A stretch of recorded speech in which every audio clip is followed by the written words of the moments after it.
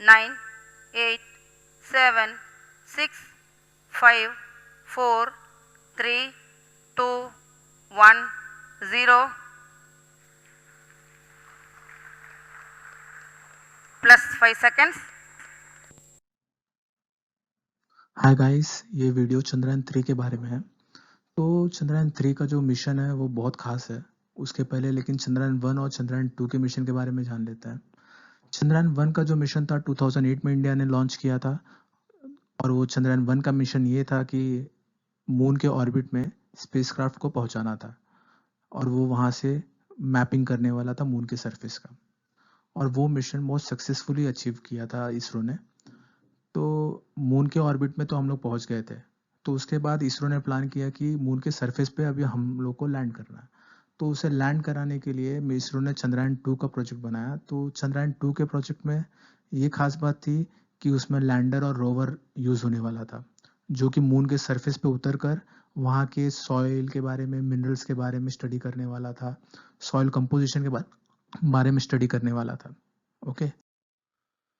चंद्रयान 2 के लैंडर का नाम विक्रम लैंडर था। इसका वजन 1471 किलोग्राम था और इसे 14 दिन के लिए काम करना था वहाँ पर, जो कि चांद पर एक दिन के बराबर होता है। और जैसा कि हम लोग इस पिक्चर में देख सकते हैं, इसमें कई सारे थ्रस्टर्स यूज हुए थे और यही थ्रस्टर्स इसके फेलियर का सबसे बड़ा रीजन थे। चंद्रयान 2 के रोवर का नाम प्रज्ञान रोवर था, जिसका वजन 27 किलो था और ये भी सोलर एनर्जी को यूज करके मतलब ऑपरेट करने वाला था। और इसका भी टोटल लाइफ स्पैन 14 दिन का था। जैसा कि हम सब लोग जानते हैं कि चंद्रयान 2 का जो मिशन था वो पार्शियली सक्सेसफुल था, क्योंकि जो विक्रम लैंडर यूज हुआ था उसमें वो मून के सरफेस पे क्रैश हो गया। मून के सरफेस पे क्रैश क्यों हो गया, इसके पीछे का बेसिक नॉलेज आपको दे देता हूँ। इसमें जो छोटे छोटे थ्रस्टर्स यूज होते हैं ना, इसमें से जिसमें से आग निकल रही है, ये थ्रस्टर्स का काम होता है इसे सॉफ्ट लैंड कराने का। सॉफ्ट लैंड मतलब एकदम स्मूथली, धीरे धीरे, मतलब कोई चीज़ जो आसमान से गिर रही है ना वो बहुत धीरे धीरे आके ज़मीन पे उतर जाएगी। ठीक है। लेकिन अब इसके केस में क्या होता है, चांद पे तो कोई हवा है नहीं, है ना। चांद पे कोई हवा है नहीं, वरना इसमें पैराशूट लगा देते और ये आराम से स्मूथली लैंड कर जाता। अब ये एग्जांपल कुछ ऐसे समझो कि जैसे कोई इंसान है ना, प्लेन से कूद गया ऊपर से। अब वो कूद रहा है तो उसने पैराशूट खोल दिया, तो पैराशूट खोलने की वजह से वो धीरे धीरे आगे ज़मीन पे सेफली लैंड कर जाएगा। लेकिन इसमें हम लोग पैराशूट यूज़ नहीं कर सकते क्योंकि वहाँ पे हवा है नहीं। तो इसीलिए वहाँ पर हम लोग यूज़ करते हैं थ्रस्टर्स। अब ये जो थ्रस्टर्स है उसमें से जब एक ने ज़रूरत से ज़्यादा बल लगा दिया तो क्या होगा, ये तराजू की जैसा सिचुएशन है। यहाँ पे जब भार ज़्यादा है तो इस बल को ये झुक जाएगा, बराबर। तो तराजू जब इस एंगल पे झुक गया क्योंकि इस तरफ ज़्यादा फोर्स था, तो उसी तरह जब यहाँ से फोर्स ज़्यादा होगा तो ये इस एंगल पे झुक जाएगा लैंडर। तो गलत एंगल पे झुकने के वजह से और इसका पूरा जो कैलकुलेशन था, जिस स्पीड से इसे लैंड करना था, जिस जगह पे लैंड करना था, ये सब कुछ इसका गड़बड़ हो गया। और उसी वजह से ये इतना भारी लैंडर जब बहुत हाई स्पीड पे मून के सरफेस से टकराया तो पूरी तरह से डैमेज हो गया, उसमें से कुछ भी सेफ नहीं बचा। चंद्रयान 2 और चंद्रयान 3 का जो लैंडर है और रोवर है लगभग सेम ही है डिज़ाइन में लगभग। जैसा कि हम लोग देख सकते हैं ये पूरा का सेटअप, ये जो है लैंडर है और ये जो स्लोप है ये सीढ़ी जैसा काम करता है ये रोवर को उतरने में। ठीक है। चलिए अब बात कर लेते हैं हम लोग चंद्रयान 3 के मिशन के बारे में। चंद्रयान 3 का जो मेन मिशन है वो यही है जो चंद्रयान 2 का मिशन था, जो कंप्लीट नहीं हो पाया था, दैट इज सॉफ्ट लैंडिंग वाला पार्ट। ठीक है। तो सॉफ्ट लैंडिंग कराने का ही मेन मिशन है चंद्रयान 3 में भी, और सेम वही एक्सपेरिमेंट्स वगैरह लगभग सब कुछ सेम वही परफॉर्म करना है जो चंद्रयान 2 के मिशन में था। अब इसमें एक्सपेरिमेंट्स वगैरह में क्या होते हैं कि मतलब उस बारे में हम लोग आगे चल के डिस्कस करते हैं। अब ये जो लैंडर का डिज़ाइन है इसमें चंद्रयान 3 में, वो सेम चंद्रयान 2 के जैसा ही है, एकदम सेम टू सेम। और इसमें जो सोलर पैनल्स ऊपर दिख रहे हैं ढेर सारे, ये जो ब्लैक कलर में दिख रहे हैं ये सोलर पैनल्स है। इन्हें बैटरीज की जगह इसलिए यूज़ किया जाता है ताकि वेट कम रखा जा सके पूरे सेटअप का। वेट जितना कम होगा उतना कम पावरफुल रॉकेट लगेगा, और जितना कम पावरफुल रॉकेट लगेगा उतना कम फ्यूल लगेगा, और जितना कम फ्यूल लगेगा उतना उसका कॉस्ट कम आएगा ओवरऑल प्रोजेक्ट का। ठीक है। तो प्रोजेक्ट का कॉस्ट कम करने के लिए सोलर पैनल बेस्ट है। दूसरा चीज़ ये है कि उतने कम टेम्परेचर में वहाँ पे -300 डिग्री सेल्सियस तक टेम्परेचर चला जाता है मून पर। तो इसीलिए वहाँ पे बैटरीज उतने एफिशिएंटली ऑपरेट नहीं कर सकते, तो इसीलिए सोलर पैनल्स को यूज़ किया जाता है। ठीक है।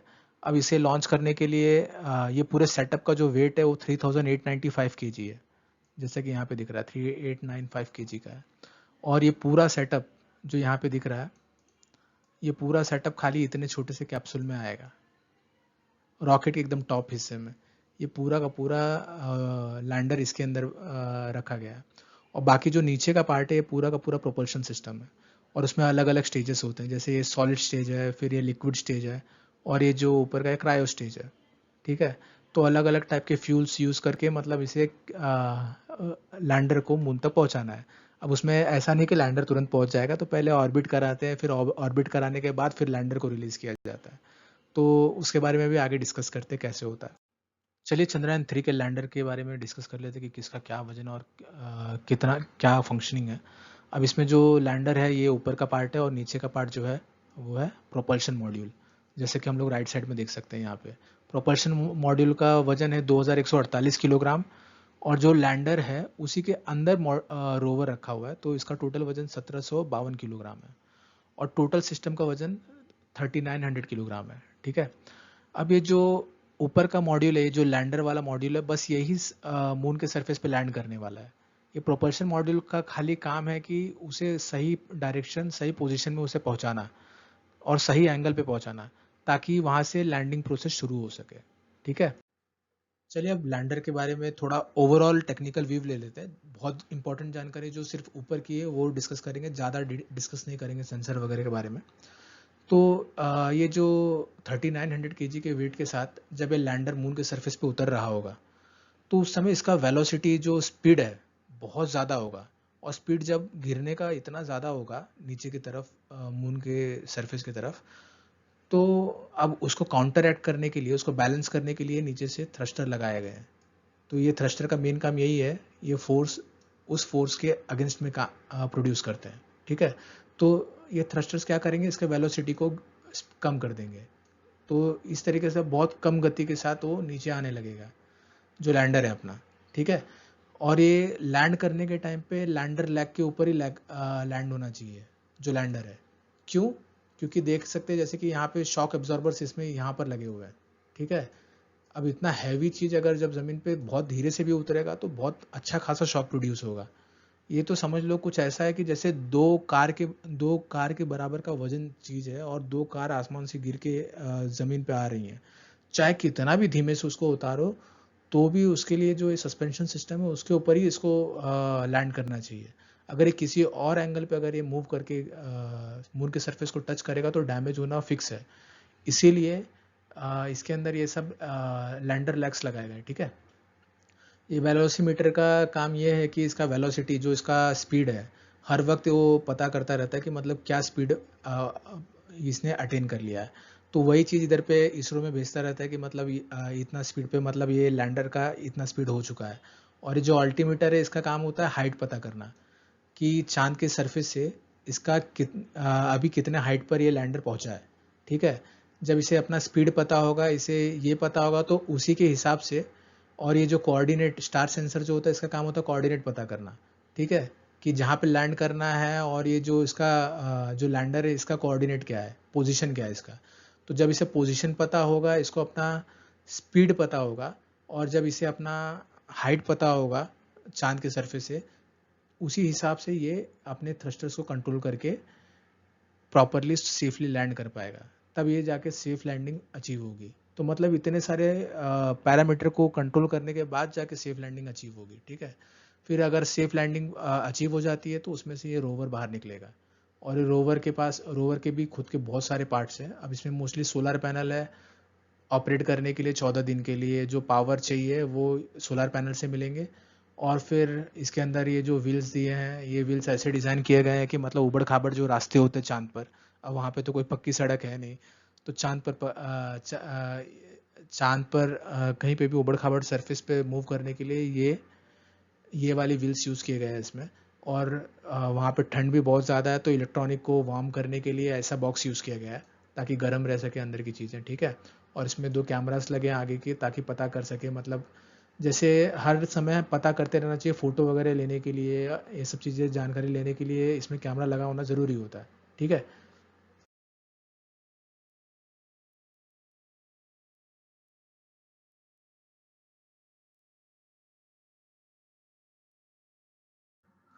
आप लोगों को चंद्रयान 3 के ऊपर ही एक टोटल ओवरऑल व्यू दे देता हूँ कि कैसे मतलब पूरा का पूरा डिज़ाइन को असेंबल किया गया। अब यहाँ पे ये लैंड रोवर है, ठीक है? लैंड रोवर का अपना खुद का प्रोपल्शन सिस्टम है और ये दोनों का दोनों सिस्टम पूरा मिला के इस ऊपर टॉप के कैप्सूल में चला जाएगा रॉकेट के, ठीक है? ये रॉकेट का एकदम टॉप का कैप्सूल है, जैसे कि यहाँ पे देख सकते हैं। ये है, ठीक है? और इसके अंदर पूरा का पूरा जो सिस्टम जो चाँद तक जाने वाला है, पूरा सिस्टम इसके अंदर बैठा हुआ है, ठीक है? अब इसमें क्या होता है, ये जो रॉकेट है, जैसा कि यहाँ पे देख सकते हैं, ये रॉकेट में यहाँ से लेके ये पूरा का पूरा ये रॉकेट सिंगल रॉकेट, इसमें 3 स्टेज है। ये जो साइड का स्टेज है, ये वाला, इसको यहाँ देख सकते हैं। यहाँ पे जो बीच वाला है, बीच वाला पार्ट है, ये लिक्विड स्टेज है, ठीक है? और ये जो बाहर वाला है, इसे सॉलिड रॉकेट बूस्टर्स बोलते हैं इनको, ठीक है? और ये जो ये वाला पार्ट है, ये क्रायोजेनिक स्टेज बोलते हैं, ठीक है? तो ये वाला पार्ट एकदम नीचे आ गया यहाँ पे, और ये वाला पार्ट यहाँ पे आ गया, और फिर उसके ऊपर ये वाला पार्ट आ गया। तो इस तरीके से पूरा असेंबली हुआ है, ठीक है? और ये लॉन्च पैड पे इसको अभी लॉन्च करने के लिए, रेडी करने के लिए ये लोगों ने यहाँ पे सेटअप रखा है, ठीक है? चलिए अब थोड़ा फिजिक्स समझ लेते हैं कि कैसे इसरो चंद्रयान 3 को धरती से चांद तक पहुंचाएगा। तो इसके लिए क्या करता है इसरो ना अपने अर्थ का ग्रेविटेशनल फील्ड को यूज़ करता है। अब ये ग्रेविटेशनल फील्ड क्या है, ये समझ लो, ये ग्रेविटेशनल फील्ड है अर्थ की। बहुत गंदा बना दिया मैंने तो, ला थोड़ा ढंग का बना देता हूँ। हाँ, ये है चांद का ग्रेविटेशनल फील्ड। ग्रेविटेशनल फील्ड के बारे में तो हम सब लोग जानते हैं कि भाई कोई भी चीज़ जब इस गुरुत्वाकर्षण में आ जाती है तो उसे अर्थ अपने तरफ खींचेगी, ठीक है? अर्थ हमेशा उसे अपने तरफ खींचेगी। वैसे चांद की इस गुरुत्वाकर्षण में जो भी आएगा, चांद उसे अपने तरफ खींचेगा, ठीक है? तो अब क्या होता है कि इसरो क्या करता है कि जैसे ये ऊपर वाले वीडियो में दिखाया हुआ है, ये बंदा क्या कर रहा है, एक गेंद को अपने धागे से बांधकर इसे जोर जोर से घुमा रहा है। घुमा घुमा के इतना स्पीड तक लेके जाता है कि जब एकदम हाई स्पीड हो जाती है तो उसके बाद छोड़ देता है वो। तो बॉल नॉर्मली बहुत दूर जाके गिरती है। अब ये बंदे का गलत निशाना था तो इसी के पास गिर गई, ठीक है? तो लेकिन हम लोग समझने के लिए इस वीडियो को यूज़ कर रहे हैं। तो अब इसमें क्या होता है, इसरो क्या करती है, वही सेम चीज़, वो आदमी को समझ लो, ये धरती है, धरती आदमी है वही, और ये जो अपना मॉड्यूल है टोटल, जिसे हम लोग को चांद तक पहुंचाना है, ये अपना वो बॉल है, गेंद है, और इस बॉल को इस गुरुत्वाकर्षण के धागे से बांधा गया है, ठीक है? तो धरती इसे अपने गुरुत्वाकर्षण के धागे से इसे पकड़ के गोल गोल घुमाती है।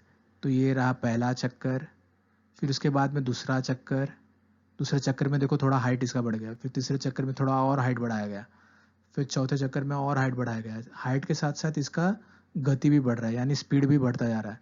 अब पांचवें चक्कर में और बढ़ गया, और इसके बाद इतना बड़ा, इतना ज़्यादा स्पीड हो गया उसका कि अर्थ के गुरुत्वाकर्षण से बाहर जाने की इसके अंदर ताकत आ गई।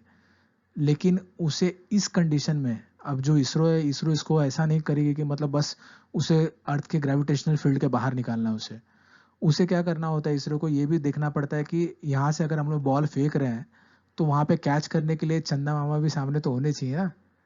तो अब ये चंदा मामा सामने रहेंगे तभी ना कैच करेंगे इनको। तो ये क्या करते हैं कि इसका टाइमिंग मतलब उसी हिसाब से इसको इसका जो कंट्रोल इसी हिसाब से करते हैं, इसको इसका जो ऑर्बिट होता है उसको इसी हिसाब से बढ़ाते हैं कि उस कंडीशन में छोड़ा जाए कि ये मून इसे कैच कर ले। तो ये जब जब ये लैंडर का मॉड्यूल जो पूरा है, पूरा जब इसके मून के ग्रेविटेशनल फील्ड में आता है तो मून इसे कैच कर लेता है। फिर क्या होता है, इसका स्पीड बहुत हाई होता है, तो ये पहला चक्कर मारेगा ऐसा बड़ा, फिर धीरे धीरे इसका स्पीड कम करते हैं, ठीक है? स्पीड कम करते करते करते करते करते करते फिर इतना छोटे पे आ जाता है। अब बहुत गंदगी कर दिया यहाँ पे, थोड़ा साफ कर देते हैं इसको, ठीक है? तो ये जो ग्रीन वाला दिख रहा है ना आप लोगों को, ये जो ग्रीन वाला दिख रहा है, इस पोजीशन तक इसको लेके आ जाया जाता है, ठीक है? तो फिर धीरे धीरे धीरे जब इस पोजीशन में आ जाता है तो उसके बाद में फिर इसको किसी एक पॉइंट पे, जैसे अपने को साउथ पोल पे उतारना है, इस बार इसरो इसे साउथ पोल पे उतारने वाला है, ठीक है? तो साउथ पोल पे उतारने के लिए उसका कोऑर्डिनेट पहले से सेट होता है कि कहाँ पे उसे उतारना है, ठीक है? तो वो सब कुछ उसको सब कुछ पूरा मॉड्यूल में फीड किया रहता है, और इधर से मिशन कंट्रोल करते रहते सिस्टम को, ठीक है? तो इस तरीके से जब इसके गुरुत्वाकर्षण में आ जाएगा तो तो इस लैंडर को पकड़ के चांद अपने तरफ धीरे धीरे धीरे धीरे धीरे धीरे इतना नज़दीक ला देगा। और इसका ऑर्बिट छोटा करने के लिए भी इसमें रॉकेट का यूज़ किया जाता है। जो इसका प्रोपल्शन मॉड्यूल है ना लैंडर का, उसका काम ही यही होता है कि इसके ऑर्बिट को धीरे धीरे धीरे धीरे छोटा किया जा सके। ठीक है, उसका स्पीड को कम करते करते करते करते फिर बाद में एकदम कम हाइट पे चला जाएगा, जैसे 25 किलोमीटर चांद के सरफेस से रह जाएगा, तो उतने ऊपर पे जाके ऑर्बिट करता रहेगा उसके बाजू में। जैसा कि देख पा रहे कि अब ये चांद के ऊपर लैंड करने के बाद विक्रम लैंडर ऐसा दिखने वाला है, और उसमें से फिर प्रज्ञान ऐसे बाहर निकल के आएगा, प्रज्ञान रोवर जो अपना है। ठीक है, और आज ही का दिन इसलिए 23 अगस्त 2023 का चूज़ किया गया है क्योंकि आज ही के दिन वहाँ पे सूरज की रोशनी पड़ेगी चांद पर। मतलब ऑब्वियसली वहाँ पे दिन शुरू होने वाला है, इसलिए वहाँ पे आज का दिन चूज़ किया गया। और दिन होने का इसलिए वेट किया जा रहा था क्योंकि ये दोनों के दोनों सिस्टम सोलर पैनल्स पे चलते हैं। तो दिन होगा, सोलर एनर्जी मिलेगी, तभी ये दोनों काम कर सकेंगे। ठीक है, अब इसमें क्या है कि लैंडर का ज़रूरी है कि इसी पोजीशन में लैंड करना, ताकि वो अपने पैरों पे इस तरीके से दिखे। अगर किसी और एंगल पे गिरेगा तो वो क्रैश कर जाएगा। फिर ये पूरा अगर सक्सेसफुली सब कुछ होता है तो उसके बाद ये जो मिशन के एक्सपेरिमेंट्स है, जैसे पता करना कि वहाँ पे मिनरल्स कितने हैं, सॉइल का कंपोजिशन क्या है, वहाँ पे क्या क्या चीज़ें मिल रही हैं, मतलब ये सब चीज़ों का मैपिंग करना, ये सब चीज़ पता करना, ये सब काम करेंगे ये दोनों मिलकर, जब तक वहाँ पे 14 दिनों तक रहेंगे। और ये 14 दिन अर्थ के टाइम के हिसाब से चांद पर वो एक दिन के बराबर होता है।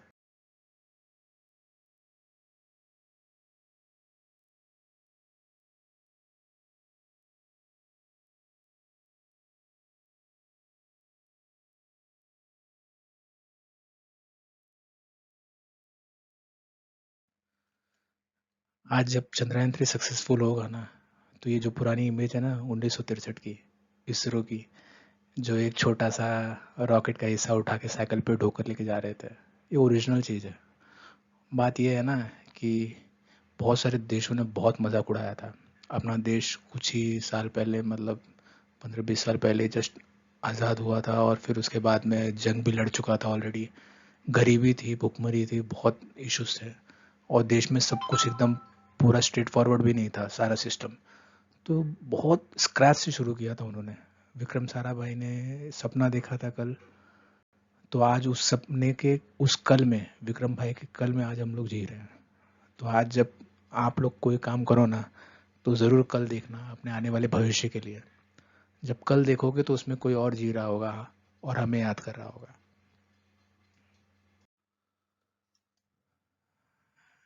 जब ऐसा कुछ होता है तो ये अपने लिए खाली एक साइंटिफिक मिशन नहीं है, इसके साथ जज्बात जुड़े हैं अपने देशवासियों के।